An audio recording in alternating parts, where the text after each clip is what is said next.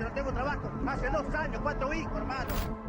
La guitarra y si no se entiende, seguro te están caminando. Hagamos lo necesario para que no nos sigan morfando. Hablemos de economía en chaquetas, ahora en el radio. Como toda crisis hay que buscar la oportunidad. Economía en chancletas, prepárate para insultar. Toda la guita del país afuera. Y hay mucho de licuadora, y hay mucho también, y mucho más en realidad, de motosierra. Economía en chancletas, ahora por SDN Radio. Bueno, y arrancamos con la cotización del Bill Metal, que no es el metal, es plata, es de papel. Y vamos a hablar del dólar oficial, que está sin movimientos. Última cotización, 10 de la mañana, 17 minutos. Abrió a 1.064,56 para la compra, 1.193,62 para la venta. Fíjate lo que es el spread, ¿no? Entre el dólar valor compra y el dólar valor venta. Hay una diferencia de 130 pesos entre compra y venta. Bueno, claramente lo que está diciendo el Banco Central es que el negocio está por otro lado, o por lo menos la rentabilidad. Todavía no interviene el Banco Central en la compra para incrementar la cantidad de reservas que tiene. El dólar blue, el ilegal, el paralelo, cotiza 1.190 para la compra, 1.210 pesos para la venta. Esta cotización es de las 12:10, hace 4 minutos exactamente.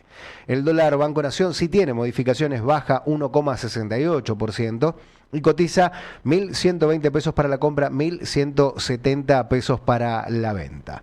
En tanto que el dólar cripto, el dólar 24 horas, el que no duerme, desciende 0,99% y cotiza 1.182 pesos con 08 centavos en valor de referencia según la fuente Bitso, por supuesto.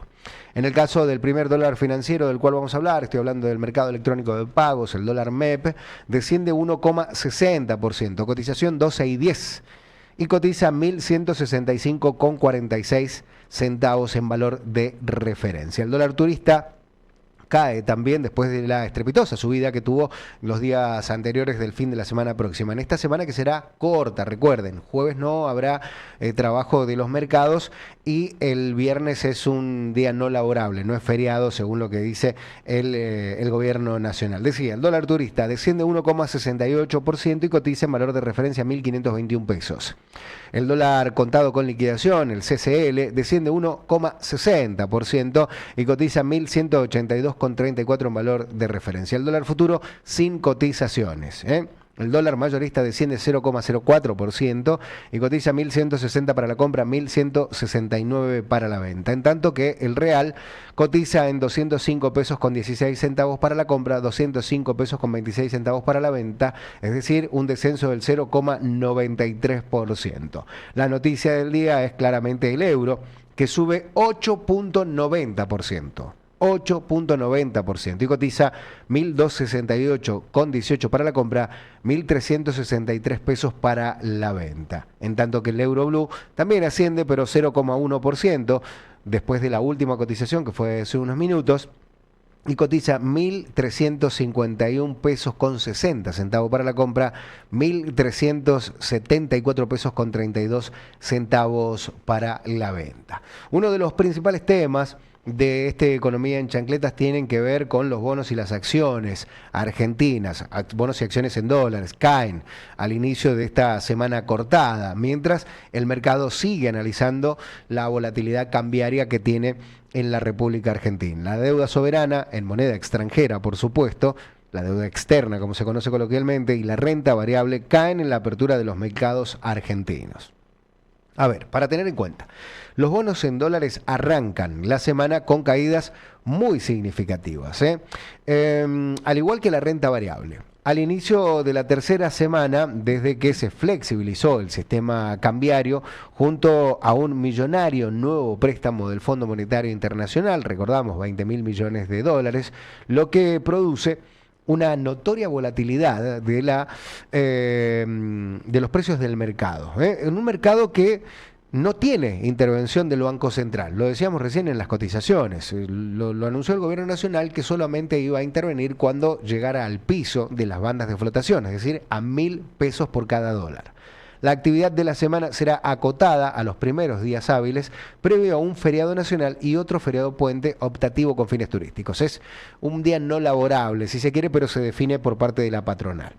El S&P Merval arranca cayendo 1,4% y está en 2.194.936 100 puntos básicos. Y en ese marco, las acciones líderes que más pierden son las siguientes. Escuchá, Cresud pierde 3,6%, Transener pierde 3%, Ternium pierde 2,6%.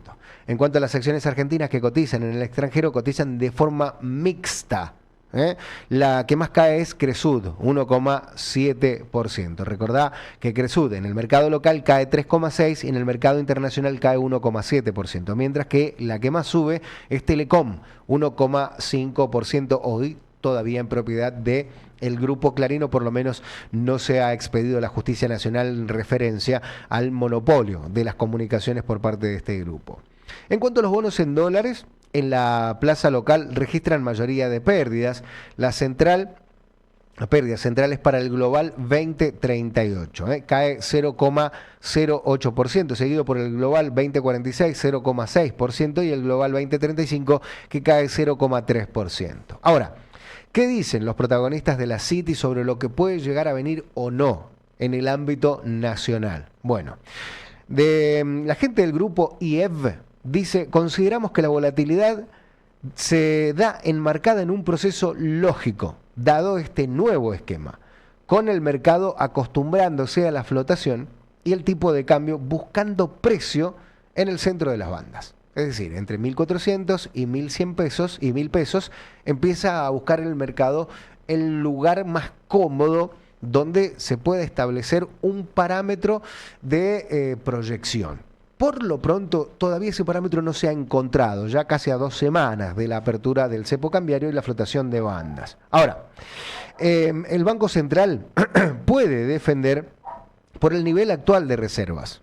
Tiene las reservas que se aportaron a través del Banco Central de la República Argentina. Por otra parte, desde Delfos Investment tiene una mirada bastante similar, pero distinta en algún punto, porque sostienen que Argentina ha enfrentado desafíos estructurales y persistentes y, consecuencia de ello, los avances en sectores claves han sido lentos. Pero lo importante hoy es el cambio de rumbo dirigido por la nueva administración. Esto comentó Delfos Investment. Esto incluye menor demanda de financiamiento del sector público para liberar recursos al sector privado e incentivos para el desarrollo de grandes inversiones. Las grandes inversiones habitualmente vienen para el carry trade, llegan para llevarse los dividendos y los dólares que llegaron y que trajeron. Gracias a esto, la economía está a punto de romper con sus máximos históricos para adentrarse en un nuevo sendero de crecimiento, dicen de Delfos Investment. Y esto puede ser una de las cuestiones que más significancia traen y que por ahí, desde el punto de vista económico, no termina dejando en claro cuál es el negocio de la economía o de las finanzas. El negocio es la rentabilidad de las acciones, no la productividad, ¿no? El dólar oficial, te decíamos, cae levemente y caen levemente también los financieros, que se estabilizan cercanos a los 1.200 pesos. El oficial mayorista, que arrancó por encima del cierre del viernes pasado, por ahora cambia de tendencia y cae hasta los 1.169, como te decíamos. Esto genera que en la apertura de los dólares financieros, tanto el MEP como el contado con liquidación, se alejen levemente de la mitad de la banda ubicada en los 1.200 pesos. Así, el dólar cae 0,5% a 1.178 pesos con 89 centavos, mientras que el contado con liquidación pierde 1% a 1.189 pesos con 15 centavos. Sorprende la caída de la cotización de las divisas, el alza del peso, la revalorización del peso, la fortaleza del peso, en parte por la mayor confianza tras el generoso préstamo del Fondo Monetario Internacional y también, por supuesto, por la disminución de las regulaciones. Esto también en parte por la suspensión de los pases activos del Banco Central y la consiguiente alza de las tasas bancarias que buscan transformarse en atractivas para los ahorristas y puedan poner los dineros en plazo fijo. Recordá que uno de los primeros embates en contra de los bancos o a favor de la economía del gobierno nacional fue disminuir la tasa de interés del Banco Central para que los bancos no dieran una tasa tan atractiva para el ahorro en pesos. Esto genera muchas más mayores chances de carry trade, que es la bicicleta financiera, ¿no? Y hay una llamativa falta de acumulación de reservas del Banco Central. que deciden no intervenir, no comprar dólares y mejorar la capacidad y la cantidad de reservas. Recordad que tiene que juntar en promedio 150 millones de dólares por día para llegar a lo que le pidió el Fondo Monetario Internacional en materia de metas, ¿no? Metas posteriores. Las metas anteriores el gobierno nacional ya las tenía cumplidas en demasía. Bueno, con estas mayores chances de carry trade y con esta falta de acumulación de reservas, el Banco Central continúa inerte, ¿no? Continúa sin movimiento. Las autoridades parecen disipar una de las incertidumbres del nuevo programa monetario que constituía fundamentalmente la fuente de liquidez para remonetizar la economía. A ver, si el Banco Central no compraba reservas dentro de la banda cambiaria, nada podía pasar en cuanto a reservas. Es decir, no seguiría fortalecido el Banco Central en función de la cantidad de reservas que tiene. Recordá que tiene que cumplir una meta de 4.000 millones de dólares a la intervención del Fondo Monetario Internacional, que ya está inmiscuido en nuestras finanzas, por supuesto, y tiene la posibilidad de decidir y determinar, ya que hay otros desembolsos, futuros desembolsos, y también tenemos deuda para cumplimentar en estos 480 días que vienen a continuación. Ahora, se espera fundamentalmente que el Tesoro atienda los vencimientos de deuda, y esto con fondos del Banco Central, con las reservas. Con las reservas pueden ser en pesos o las reservas que tiene en dólares. O alternativamente va a comprar dólares para pagar las obligaciones en dólares. Es decir, con los pesos que tiene en reserva, comprará dólares para cumplimentar estos pautados de deuda que tiene, aumentando así la liquidez de la economía, es decir, interviniendo de alguna manera. Esta opción parece más razonable que mantener constantes los niveles de liquidez, ¿no? Que entre al circuito económico y empiece a girar otra vez la rueda, el engranaje de la economía, y que vuelva a haber consumo interno y que los comercios puedan llegar a tener otra vez rentabilidades y poder tener un poco más de proyección en cuanto a la compra y al stock, y también al cash flow, el flujo de caudales constante que necesita una empresa para pagar las deudas corrientes, la deuda diaria. Se espera que el M2 se duplique a corto plazo, lo que significa, dicen, que parte de la remonetización debe realizarse en dólares. Esto lo dice la gente del grupo financiero AdCap. Bajo este supuesto, las tasas de interés deberían mantenerse elevadas. El tipo de cambio debería seguir apreciándose y la inflación caer por debajo del 2% para el tercer trimestre para que esto funcione. En nuestra opinión, continúa diciendo la gente de AdCap, las ventas estacionales de exportaciones respaldarán la visión del gobierno de que el tipo de cambio se acerque al extremo inferior de la banda a corto plazo, es decir, que llegue a los 1.000 pesos. Aún dentro de un clima donde todavía prevalece ampliamente el optimismo financiero, ante el amplio espacio para apreciaciones adicionales por delante, a partir del exitoso proceso de normalización económica, viene creciendo la expectativa por el escenario electoral. Esto lo dijo el economista Gustavo Ber, que además añade, escucha esto, ello se debe a que próximamente arrancará el agitado calendario de comicios y seguramente se buscarán señales camino a la escala final de octubre, que son las elecciones, las de medio término, ¿no? Esto va a ser crucial en busca de ratificar un amplio respaldo de la sociedad que permita seguir avanzando con el plan económico y la agenda de reformas. ¿En qué coinciden todas las consultoras, todas las agencias? Coinciden en que fundamentalmente no hay una mecánica que dé proyección. Se espera que en octubre cambien las condiciones o se sinceren los dólares financieros respecto del mercado. Mientras tanto, la industria sigue sufriendo los embates de las decisiones políticas del gobierno nacional.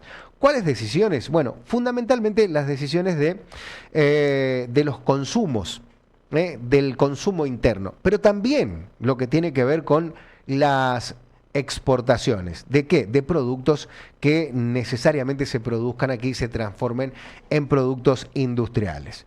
¿Qué dijo industria? El 70% de las subramas de las industrias redujeron empleos, achicaron la cantidad de su planta laboral. ¿Desde dónde? Desde el primer año de gobierno de Javier Milei. Para mantenerlo más presente. Entre noviembre de 2023 y noviembre de 2024 se perdieron 30.000 30.657 puestos de trabajo manufactureros. Reitero, 30.657 puestos de trabajo manufactureros se perdieron. Los datos vienen del Estimador Mensual de la Actividad Económica, EMAE, y mostraron en febrero, por noveno mes consecutivo, un crecimiento de la economía. La evolución es heterogénea. La industria, por ejemplo, todavía arrastra el coletazo de 2024, de la devaluación del 118%, la aspiradora de los pesos para que no se fueran a ahorrar en dólares, y este es el indicador que preocupa al sector. El sector está preocupado por el empleo. Imagínate los sectores sindicales. En un año, el 70% de las subramas industriales redujeron puestos de trabajo registrados. Esta información surge de la organización Misión Productiva e indica que, como te decía, se han perdido 30.657 puestos de trabajo durante el primer año de Javier Milei, de un total de 265 subramas de la industria manufacturera, 184 redujeron su cantidad de puestos de trabajo registrados. Esto entre noviembre de 2023 y noviembre 2024. Dentro de los sectores que registran mayores contracciones absolutas se encuentran el complejo automotor, cuya rama fabricación de vehículos automotores sufrió una caída de 2.096 puestos de trabajo, producto de la menor actividad de las terminales automotrices. Luego le sigue fabricación de partes, piezas y accesorios para vehículos, automotores y sus motores, que corresponde al segmento autopartista con 2.050 pérdidas de puestos de trabajo registrados. De las tres ramas con mayor impacto en términos relativos, 2 pertenecen a la industria textil indumentaria. Fabricación de calzado deportivo cayó un 33%, fabricación de hilados textiles, excepto lana y algodón, cae 25%. Y por su parte, fabricación de componentes electrónicos fue la segunda rama con mayor caída porcentual, 26%.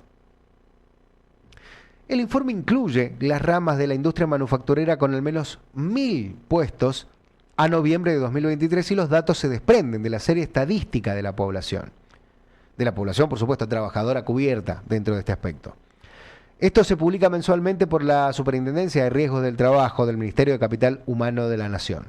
Según los economistas de Misión Productiva, esta caída del empleo industrial registrado da cuenta de algo muy simple, una contracción profunda y extendida de la industria, en el sector manufacturero principalmente, afectando a una amplia mayoría de sus ramas. Ahora, ¿cuáles son los motivos que explican la caída del empleo en el sector? Bueno, son simples, están a simple vista, pero la contracción de la industria en el año pasado, en 2024, respondió en primer lugar a la caída del consumo interno, producto de la pérdida del poder adquisitivo, especialmente durante los primeros meses del año.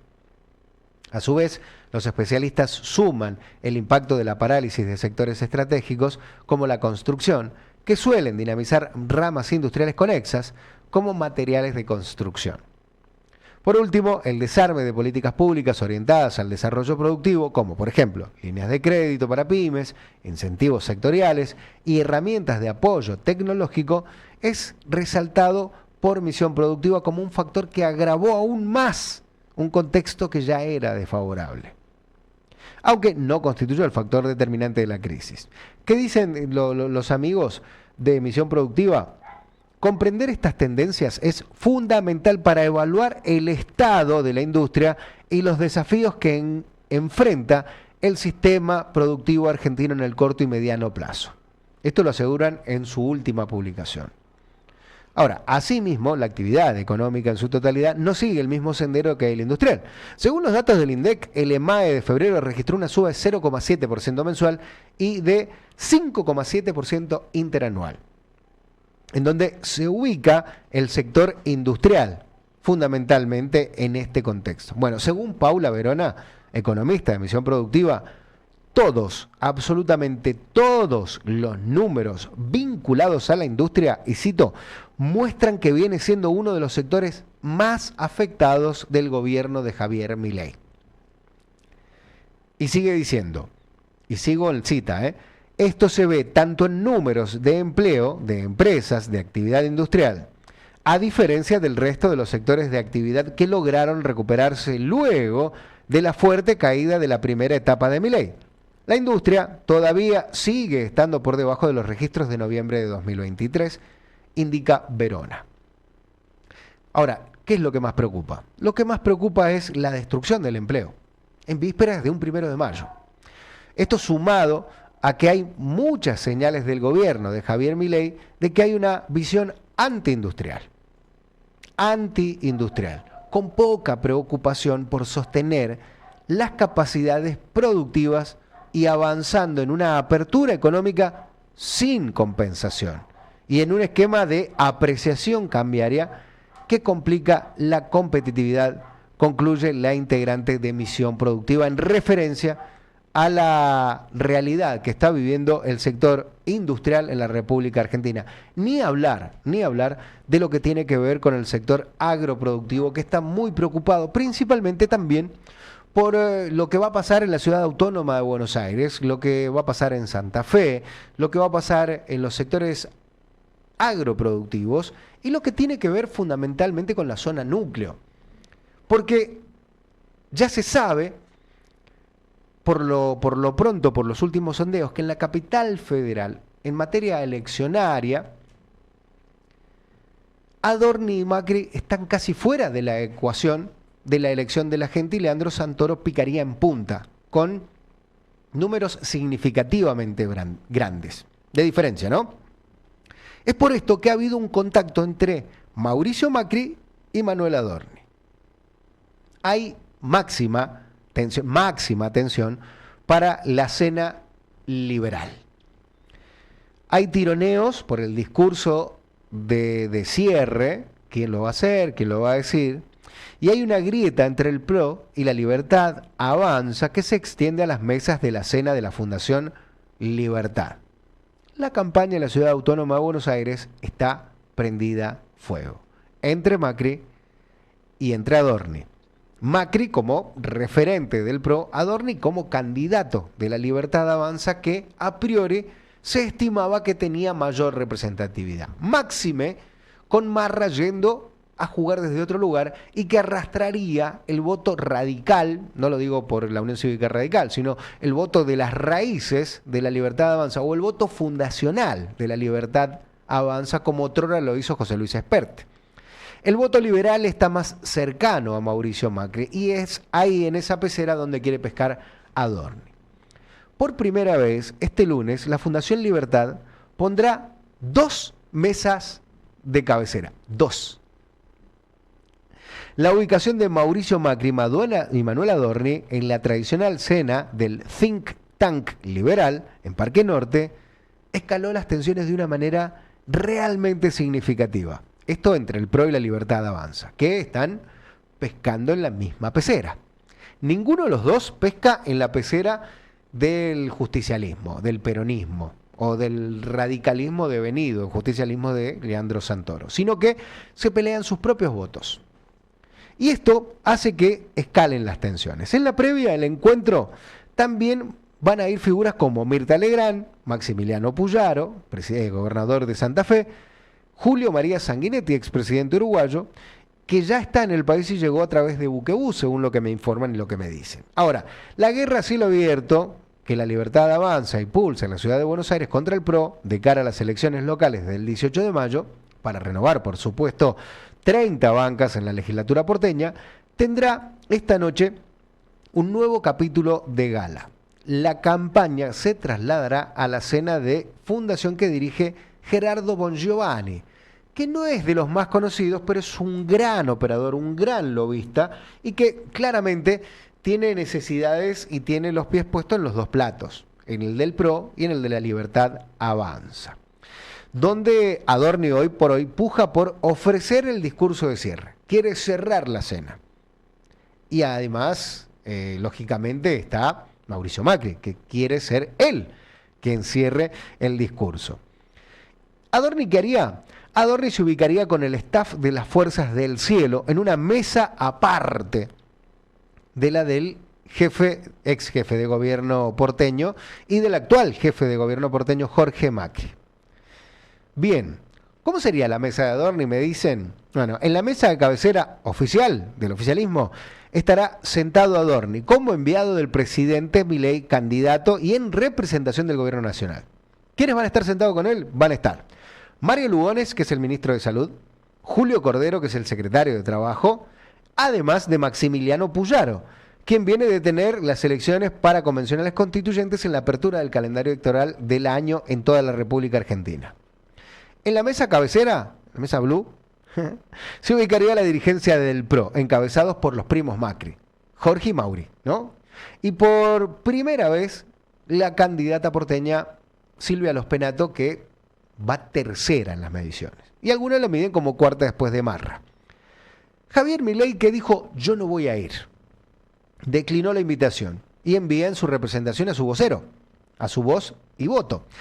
La calidad de invitado del vocero candidato abrió también un conflicto. ¿Cuál es el conflicto? El cierre del evento. ¿Quién lo va a hacer? Si hubiera estado Milei, claramente el cierre del evento era indiscutible que sería en la voz de Javier Milei. Pero siendo Adorni el representante, la cuestión cambia y el peso no es el mismo, o el dólar, si se quiere, porque sale cara la cena, sale una buena billulla. La Casa Rosada aspira a que sea Adorni el encargado de brindar el discurso de cierre del evento, donde se rendirá un homenaje a Mario Vargas Llosa, que falleció hace unos pocos días.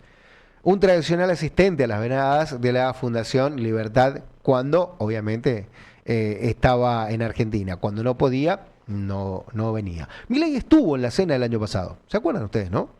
Que dejó títulos, la verdad, picantes.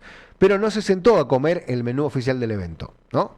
Esperó en una habitación contigua, como habitualmente hacen este tipo de eventos, sentadito en la puntita de la silla, al lado del escenario con una bandeja de sándwiches. Sándwiches de miga era, ¿no? Toda la data me tiran, ¿eh? Con sándwiches de miga y un par de latas de mango loco, su bebida energética favorita. El presidente no quería compartir mesa en público con Macri y le pusieron una habitación cerrada. Y envió a sentarse en aquel momento en su lugar a Karina, la actual secretaria de la presidencia. El incidente generó incluso un ruidito diplomático con Uruguay, ya que en la mesa también estaba el entonces presidente de ese país, Luis Lacalle Pou. Entre los oradores de lo que será esta noche en la Fundación Libertad, todavía no ordena definir porque siguen peleando, estarán además de Macri y Adorni el uruguayo Sanguinetti, Álvaro Vargas Llosa y la eminencia del liberalismo argentino, según el paladar presidencial, Alberto Miguel Lynch, padre. El mismo que pidió a viva voz romper relaciones con el Vaticano cuando ganó las elecciones en el balotaje el gobierno actual. Mientras el Papa Francisco estuviera al frente de la Santa Sede, él recomendó romper relaciones con el Vaticano en el acto de cierre de campaña, en el festejo de lo que fue el balotaje ganado por La Libertad Avanza. Y acá te voy a tirar datos que por ahí, si vos no sos del paladar libertario o liberal o neoliberal o conservador, si sos más del ámbito nacional y popular, de centro izquierda, peronismo, tercera posición, los datos por ahí no te van a gustar mucho. Se esperan alrededor de unos 1.000 invitados, entre dirigentes políticos, empresarios y figuras del espectáculo. Me dicen que el plato principal va a ser un ojo de bife con pisto de girolas y manteca de salvia, con texturas de chocolate regadas con salsa de maracuyá de postre, pero también habrá un bandejeo previo para que los invitados se sienten a sus mesas con un servicio de buffet frío y de buffet caliente.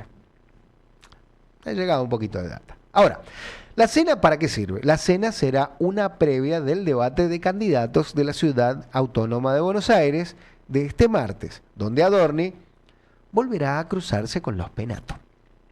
El vocero tiene además prevista una caminata junto a Milei por un barrio de la capital federal que todavía no se saben por cuestiones de seguridad, ¿no?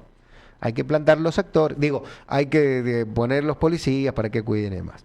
El vocero suspendió sus conferencias de prensa desde que fue designado candidato, porque fue designado por Karina Milei.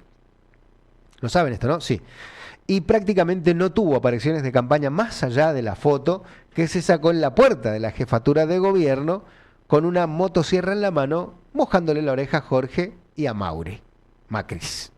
Mauricio Macri se puso al frente de la campaña del PRO y este sábado volvió a acompañar a los Penato en una caminata por la Recoleta, gordo.